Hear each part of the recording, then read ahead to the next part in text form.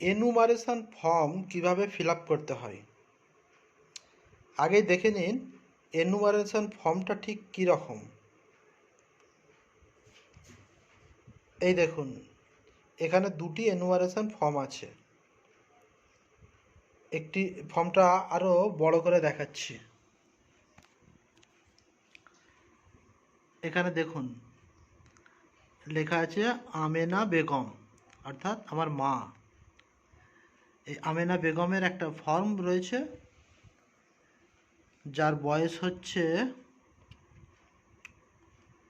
বেশি,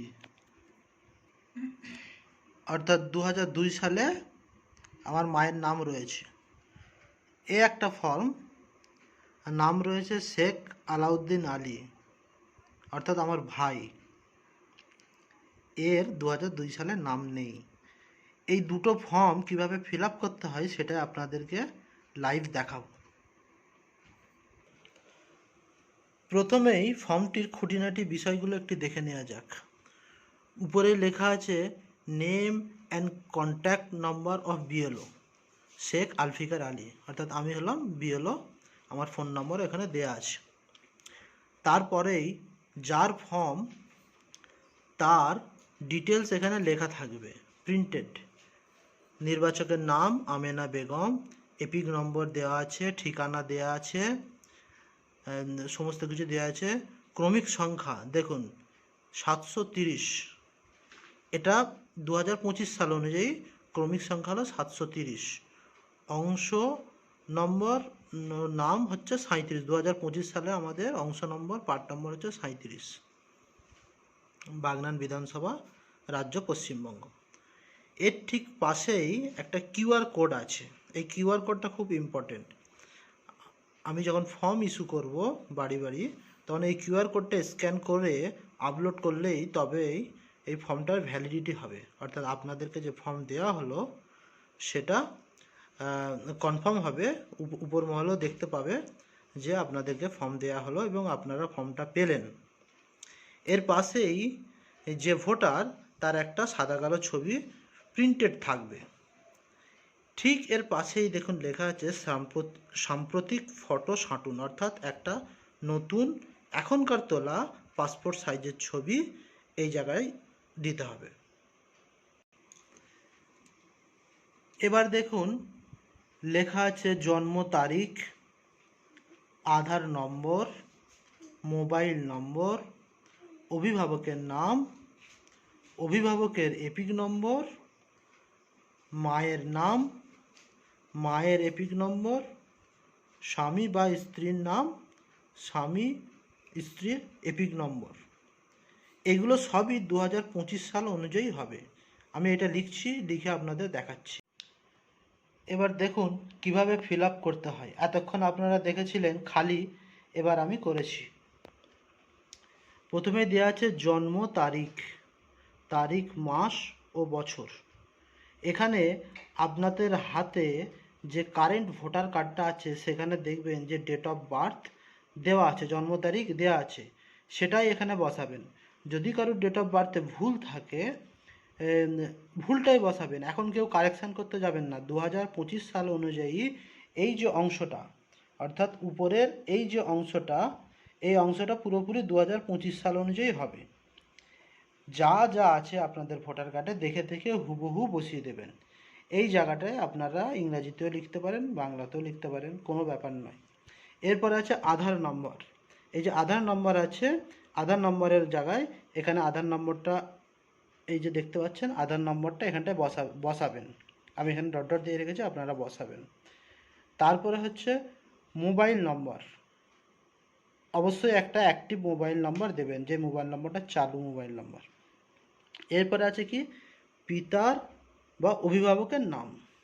এবার আমিনা বেগমের অভিভাবক কে হবে? তার নিশ্চয়ই তার স্বামী হবে, তাহলে তার স্বামীর নাম শেখ আমির আলী, সেটা দেখে দেখে বসানো হলো। এরপরে হচ্ছে পিতা বা অভিভাবকের এপিক নম্বর যদি থাকে। এই জায়গাটাই বলি যে শেখ আমির আলী বর্তমানে মৃত, তাহলে তার তো 2025 সালের লিস্টে নাম নেই, তাহলে তার এপিক নম্বরটা 2002 সালের যে এপিক নম্বর সেটা দেখে দেখে বসাবো। আর যদি স্বামী জীবিত থাকেন তাহলে 2025 সালের যে এপিক নম্বরটা সেটা দেখে দেখে বসাবো। এরপরে মায়ের নাম, আর মায়ের নাম দেওয়ার দরকার নেই। মায়ের নাম কখন হবে? যাদের অভিভাবক হিসাবে মা থাকবে তখন মায়ের নাম বসানো হবে, মায়ের এপিক নম্বর বসানো হবে। এরপরে আবার কি আছে, যে এই যে দেখতে পাচ্ছেন স্বামী বা স্ত্রীর নাম, সেটা আবার লিখেছি শেখ আমির আলী। আচ্ছা, স্বামী বা স্ত্রী এপিক নম্বর সেটা আবার দিয়েছি, দেখুন ওই একই উপরের এপিক নম্বরটা আবার দেখে দেখে বসিয়ে দিয়েছি। এই এতক্ষণ এ পর্যন্ত হলো 2025 সালের। এই যে টোটাল ফর্মটা দেখতে পাচ্ছেন, এই টোটাল ফর্মের এই উপরের অংশটা, এই অংশটা, এটা হচ্ছে 2025 সাল অনুযায়ী হবে। যেমনটা আপনাদের ভোটার কার্ডে আছে ঠিক তেমনটাই বসাবেন, কোনো চেঞ্জ করার দরকার নেই। এরপরে হচ্ছে ফর্মের যে নিচের অংশটা দেখুন দুটো ভাগে ভাগ হয়ে গেছে, এই দিকের একটা ভাগ আর এই দিকের আর একটা ভাগ। এই যে দুটো ভাগের মধ্যে এই দিকের ভাগটাতে কে করবে আর এই দিকের ভাগটাতে কে করবে? এই যে আমেনা বেগমের বয়স বর্তমানে 65 বছর বয়স, অবশ্যই তার 2002 সালে নাম আছে। তাহলে যাদের 2002 সালে নাম থাকবে তারা এই ঠিক বাম দিকের অংশটাই ফিল আপ করবে, এই যে বাম দিকের অংশটাতে ফিল আপ করবে। এবার দেখা যাক আমেনা বেগমের 2002 সালে কী নাম ছিল। 2002 সালে যেমন নাম থাকবে হুবহু তেমন বসানো হবে, কোনো রকম চেঞ্জ করা যাবে না। অর্থাৎ 2025 সালের সঙ্গে 2002 সালের নামের বানানের কিছু তফাৎ হতে পারে, তা হোক, কিন্তু 2002 সালের যে লিস্ট দেখে আপনারা হুবহু যেমন নাম আছে তেমনই বসাবেন, কোনো রকম চেঞ্জ করবেন না। আমি দেখাচ্ছি 2002 সালে আমেনা বেগমের কী নাম ছিল। দেখতে পাচ্ছেন কি লেখা আছে? বেগম আমেনা।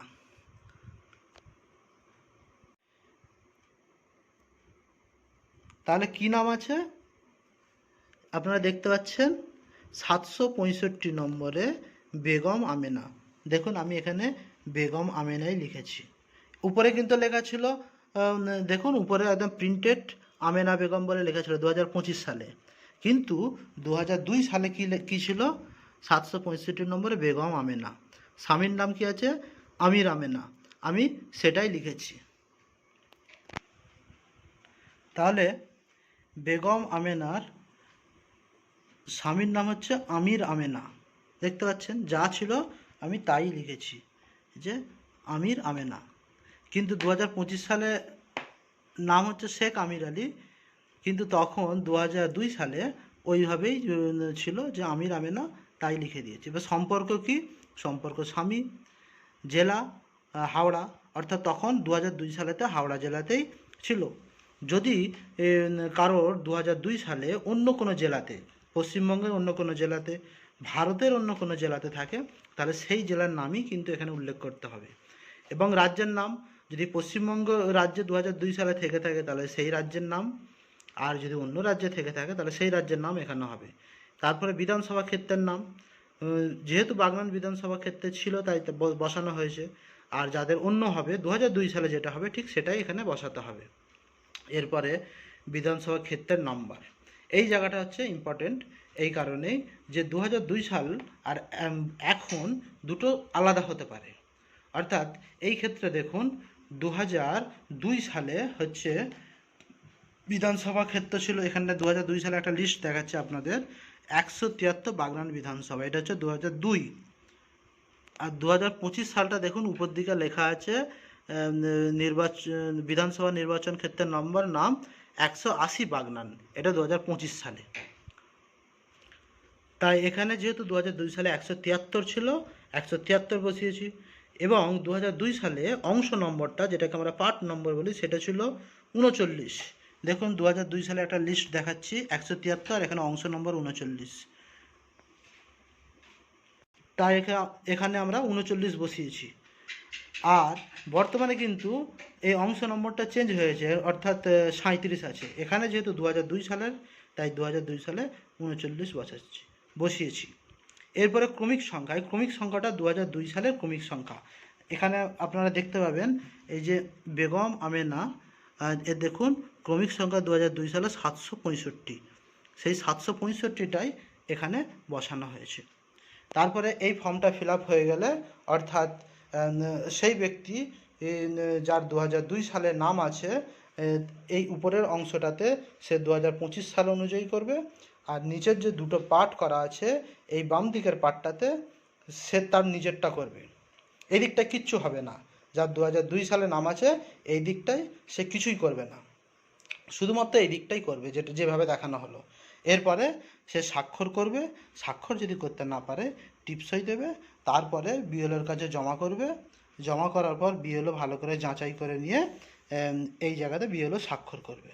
এই রকম ফর্ম দুটো দেয়া হবে, এই রকম ফর্ম এক একজনের নামে দুটো দেয়া হবে।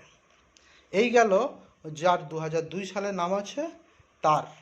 এবার আমরা দেখব 2002 সালে যার নাম নেই তার ফর্মটা কিভাবে ফিল আপ হবে। এখানে আপনারা দেখতে পাচ্ছেন একটু আগে যার ফর্ম ফিল আপ করা হলো আমেনা বেগম, অর্থাৎ তারই ছেলে শেখ আলাউদ্দিন। এর ফর্মটা কিভাবে ফিল আপ করতে হয় আপনাকে দেখাবো।